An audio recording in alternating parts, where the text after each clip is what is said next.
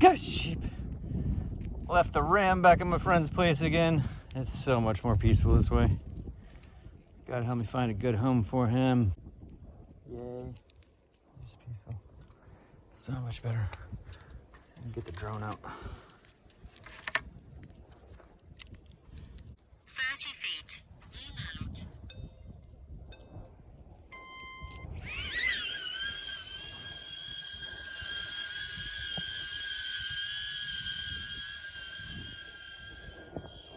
Sorry. Didn't mean to freak you guys out. Filmed the drone while the drone's filming me.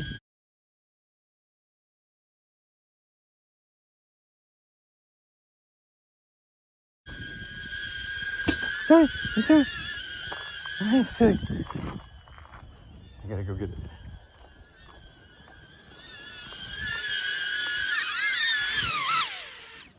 Yeah.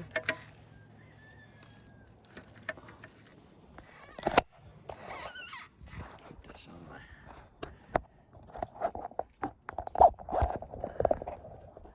new stand. My new stand.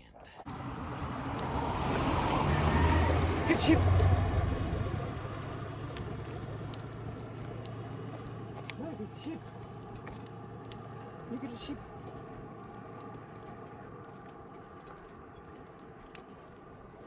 Right. Going up this hill.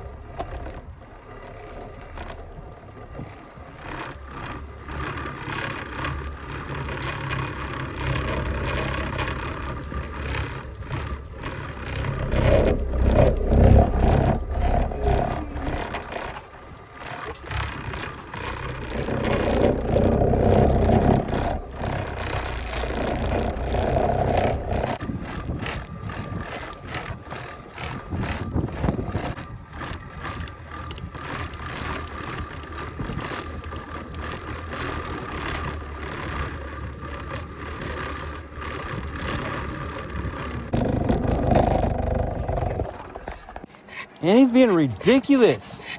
It's not even hot out. It's like 75 degrees. I'm wearing pants and a long sleeve shirt. The goat and Missy are not panting at all. And Annie's been panting like crazy. I gotta retire you. You're getting too old. The water's right there. She's not getting any water. Let's go. Kim.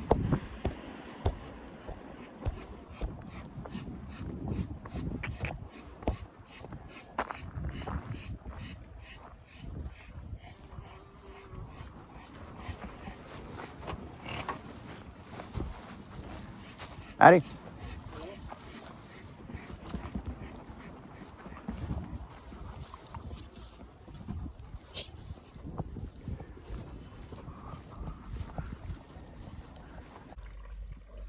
There you go.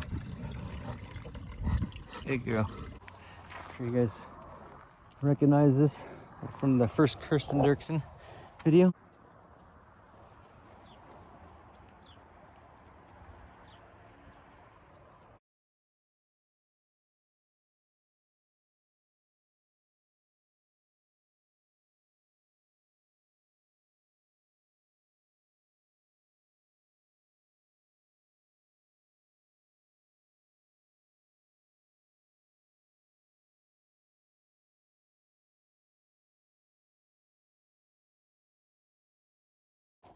Again. Hope you have a good day, Bob. Yeah, this is the first time he's ever hoofed at me. I cannot give him. Yes, that's very smart of you, but I can't reward you because, okay. He wants physical contact. He loves this. Just holding his nose, he just wants to. Like I've scratched his chin before, so he loves when I hold it, his chin, and he just moves his chin around if I don't move my hand around his chin. It's hilarious. Look at him. He just loves it. Oh, he could just enjoy this all day long. Yes. Good sheep. Good goat. Cody's dried up for about a week now because she's starting to look like she's getting close to landing. And she started plummeting in her production, letting me know that she's wanting to allocate that energy to her baby. All right. Thank you. Good girl. Thank you, Missy, Mama. Yeah. Missy's about 2 months out, 2.5 months out. I've had the ram for 3 months, a little over 3 months. So I think they got bred that first heat after I got them. It was only a couple days after I got them. They were scheduled to go into heat, and hopefully it took. Missy has been in lactation for a whole year now, easily. I'm not even milking her multiple times a day, just milking her once a day for the last 6 months. And she's maintained about a cup a day, just from one milking a day. Hasn't gone down at all. That's pretty cool. All right. Thank you, Missy. Thank you for your cup of sweet sheep milk. Sweet, rich, creamy sheep milk. Yeah. Still have so much from the last batch. And I'm going over to neighbors today to get cut some more. I give the sheep some nettles every day. Give myself some. But I've been collecting the dandelions, flowers, out of my friend's yard here.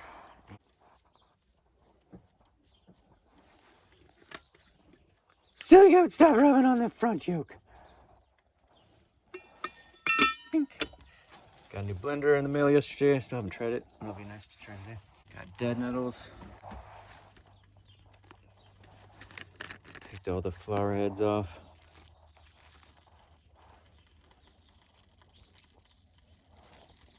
Wild hibiscus I've been foraging.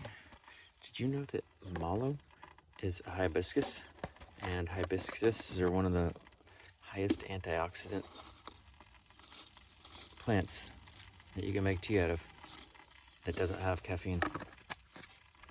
Like of all the herbal teas, hibiscus teas have the most antioxidants. And mallow is part of that. That's crazy. I never knew that. So I just started foraging them the other day and drying them out. Okay, so you grow several nettles, and your experience with nettles is that they are aggressive, and the root system would be good for a transplanting guerrilla gardening type thing in between farms. It'd be a good plant for that. They just want to go out to the sides in all directions, especially where there's water and maybe a little bit of shade. They also like sun, though. I mean, here, let me show you. There's a patch over here that's in a drier area, and it hasn't done as well as the wetter areas, but it's still not hurting. Yeah, so I mean, like, yeah, these look great. Get any extra water. Okay. And this isn't a wet patch. This is a dry area. Okay. See, there's no like anything special in here. Not that no shade, like not much shade and either. Sun too. So, I would think that this would be too much sun for not having a riparian zone. This is evidence right here of a dry, way more sunny and way more dry environment than I'm going to be trying to transplant them in, that I was hoping they would be able to endure. And so your experience is giving me encouragement. That's great. Trying to spread nettles, you shouldn't have too much trouble. You know, especially if you're prepping the soil a little bit, like you said, loosening it up and like sizing out the competing plants. If you're doing any prep and you have any level of fertility or moisture retention, which this soil right here does have some moisture retention because we're on clay. So the nettles, I will go with your nettles, and I appreciate that insight to motivate me, because I was on the fence on whether I should try to squeeze that in my cargo rack. A great guerrilla plant because they're native, they're full of nutrition, they're easy to propagate, Palatable. you know, and they're palatable. Yeah. So it's like it's a win-win. I mean, it's not gonna Animals don't eat them. That's the main, like the deer eat just about everything else that I've ever tried to guerrilla graze. They've at least picked off some of it.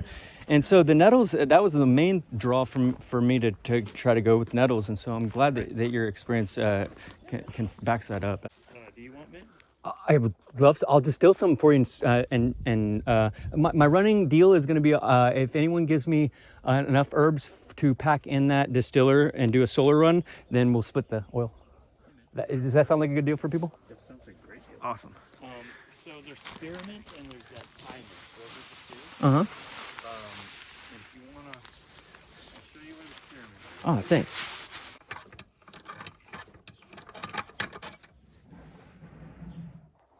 These beautiful little notes.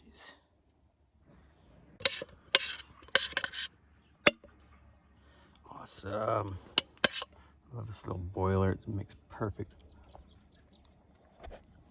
size batches for a meal for me. It's crazy I had to put you in the freezer because it's already overheating. It's not even 90 degrees. What's like not even 80? It's like 74 degrees out. I don't know why these electronics are tripping, but I'm about to eat. Awesome. Homemade noci pasta. Fresh ground. Organic, non-local wheat, but wheat berries. Next stage is to connect with the farmers that are growing grain around here and start buying their grain.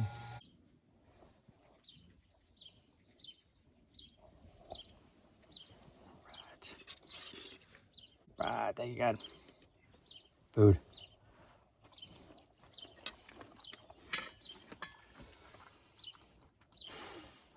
Worth it.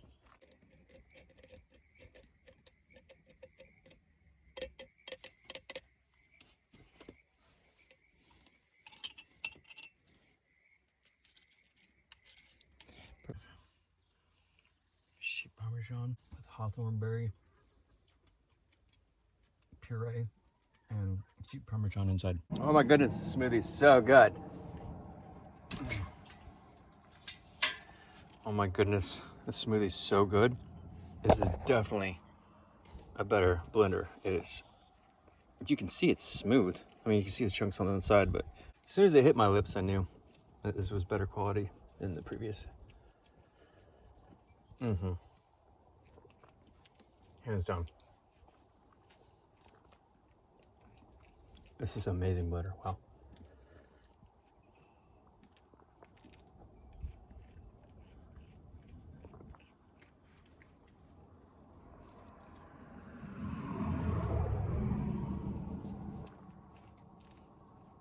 Sheep milk, sprouted almonds, beet powder, sprouts, and stevia.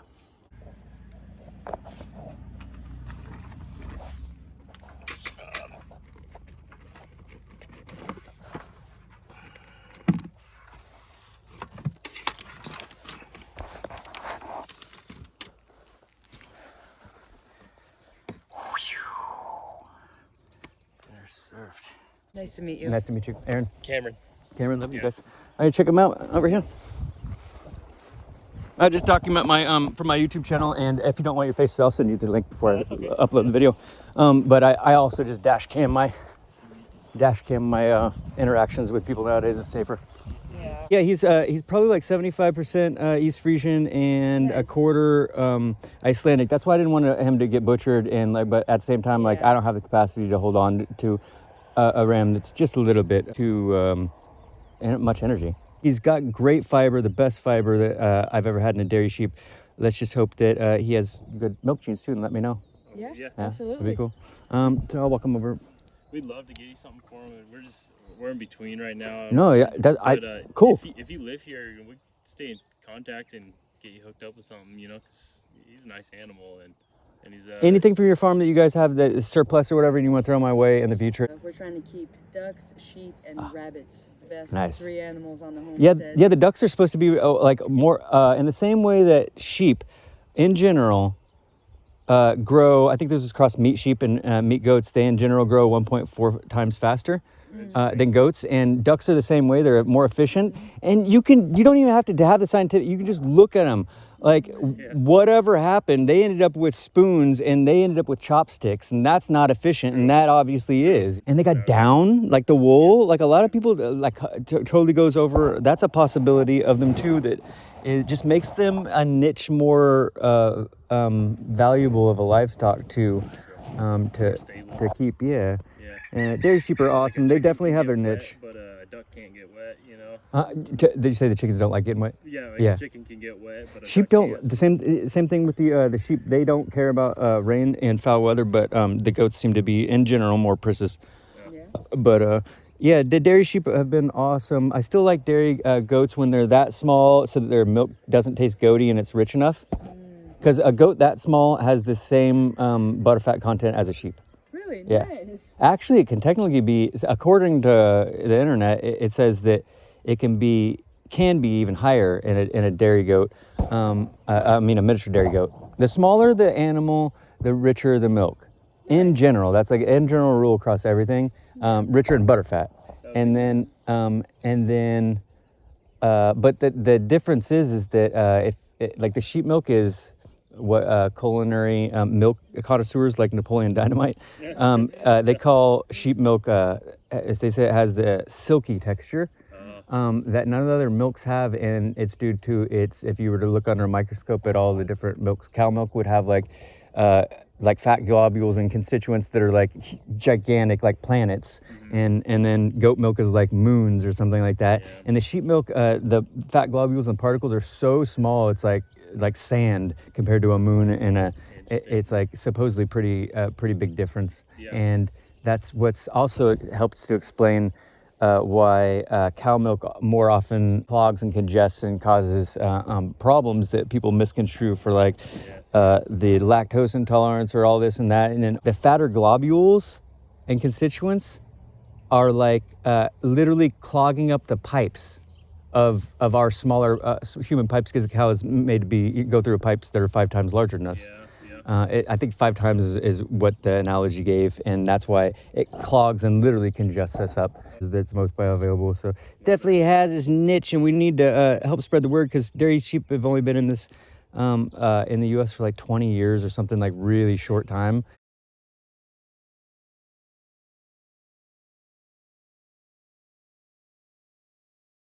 The most frequently used and the first used livestock and the most used throughout history has been the latest to be legalized and cross the border in the United States. That's weird. Like just in the last 20-25 years, sheep have started to been allowed. They also have been raised to have a tighter herd mentality, so that one shepherd can lead like 5,000 of them and be milking like 500 of them with like one dog too. Or just a rifle nowadays. You don't even need a dog to have to feed. You can feed another soldier. Most efficient way for the fewest amount of people to produce the most amount of calories. That's awesome. It sounds really practical too. Have you heard of a sheepfold? Have just a single plank as a door instead of a whole door, so that you can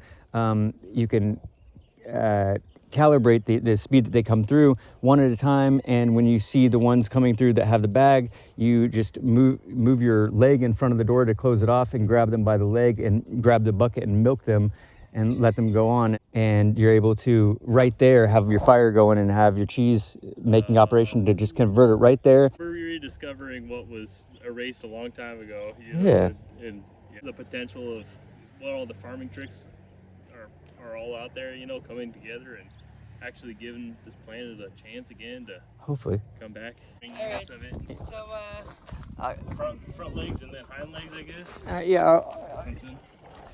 Sorry, turn that way. I need your back legs, buddy. You want to get his front and you get his belly? Yeah. All right, I got it. We'll all get it. He's not that heavy. There, I thought he was gonna try to jump out right there, but he's actually really chill. It's just not. It's not safe. The farmhands themselves, if they're gonna have any dairy pets of their own to go farm to farm with, it has to just be the females only because it's just too chaotic. Trying to have a male goat or a male sheep has been rather stressful, and I didn't want to admit it until I realized, because I was counting on them to carry my shit or pull my wagon, and so now that I realize I can do it myself, it's like again, you don't realize you can't face a problem and be honest with the problem unless you're presented with the solution first a lot of times. Yeah. Thank you so much. I appreciate it, guys. All right, Yay. Yeah, I'm on Facebook and YouTube. 123 Home Free. You can find me on Facebook or Aaron Fletcher. Do you care if I look at your car with you? Yeah, no, yeah, definitely. That's I'm trying to get it up to an example level that people want to look at, so that they can consider it. So they can consider it. Doing it nice and light too, which is. Yeah, it's a really every ounce counts type thing, just like backpacking. It's really not that much different. It's like I have ultralight backpack for years, and it's. Are you collecting water on here too? I can. It runs off of both awnings. Like both sides of the awning, I put pots on the side, and it catches it. You can go in and check it out. Yeah. Oh man, Yeah. you made it and everything. Well, it smells good in here too because the wool, like it. The lanolin. Yeah, it does. It's like does. an air smell neutralizer. Yeah, no. It's and I never clean, so that's saying a lot. Oh, and I like the way that you did your roof too.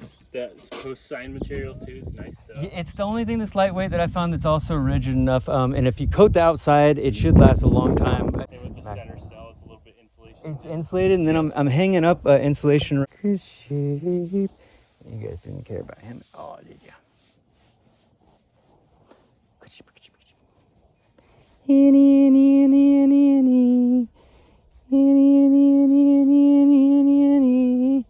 Yeah.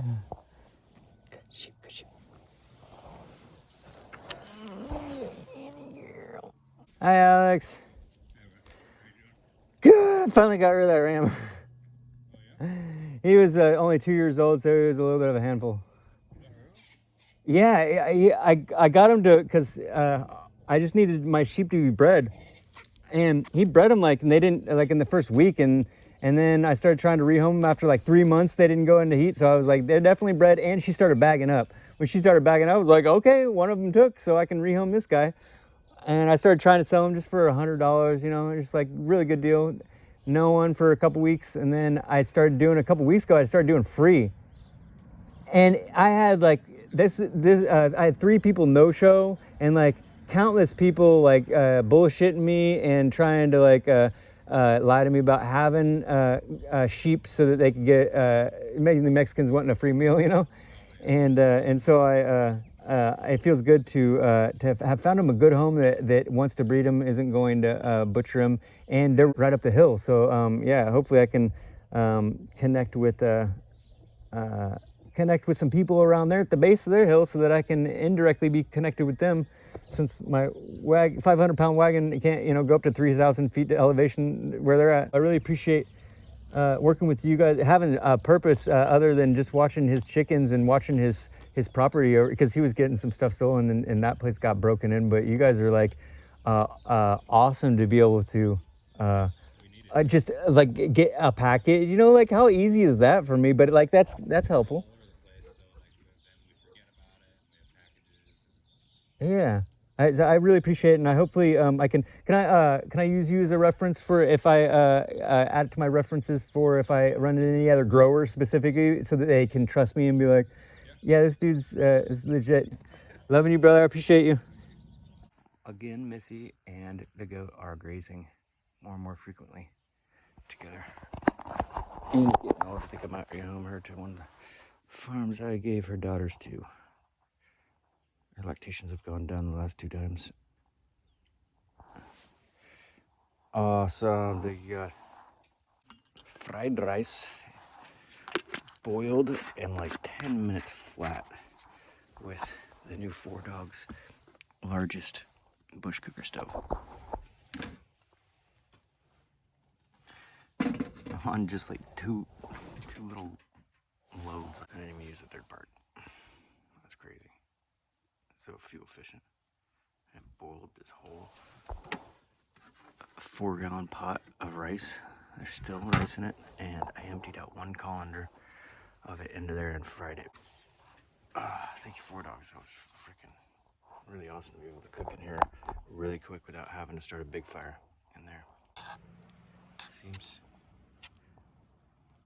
So I think I'm gonna try Wednesday. I got my last package here, and then I got address switched over to a friend's in the north of the valley. First, I'm going to the farm that I gave one of the lambs to, like 3 miles north of here. We're gonna go see their daughters and sons first, and try to line up with some other farms. And I think that it would behoove all of us to form networks of people who are interested in or who are producing something that we like, or they have something to barter on a basic level, you know, like eggs and a place to camp. And working with me was awesome, and see if I can get you for a reference. And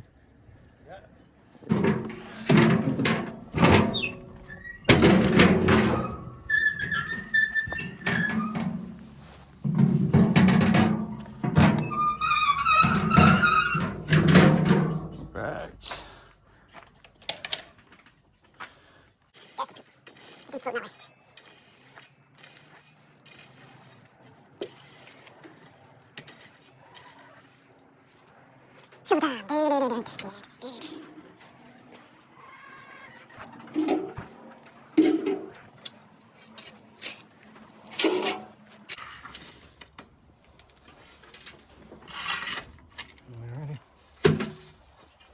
Good enough, yeah.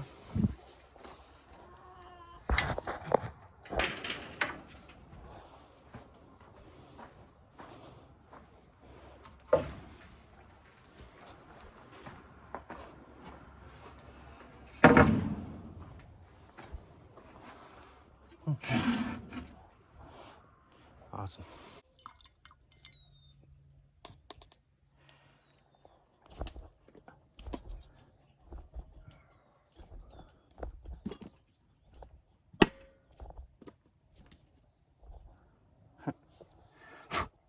I use it every day, so I don't feel the need to rinse it out any more than that. All right, I got my grain puffer accommodated to fit on top of my new stick burner stove, my new larger one. And I didn't have to feed it at all. I just started the fire, and this got up to 10 bars. It's ready right now. Got up to 10 bars in like under 10 minutes. It usually takes 20. I only took like 5 maybe. That was amazing. That's awesome. Alrighty. Let's do a little fire in the hole.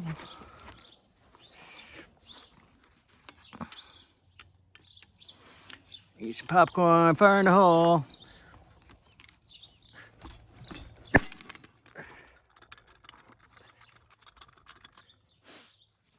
Awesome. Ooh. Got jammed in there. I failed it up too much. Ah, yeah.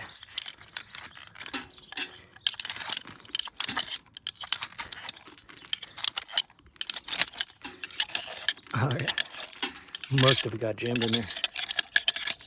It didn't actually puff as well as it usually does. It just did a normal popping job. Usually it makes them cylindrical when I don't fill it up too much, and they can find their way out easier and expand maximally. Woohoo! Thank you. Right.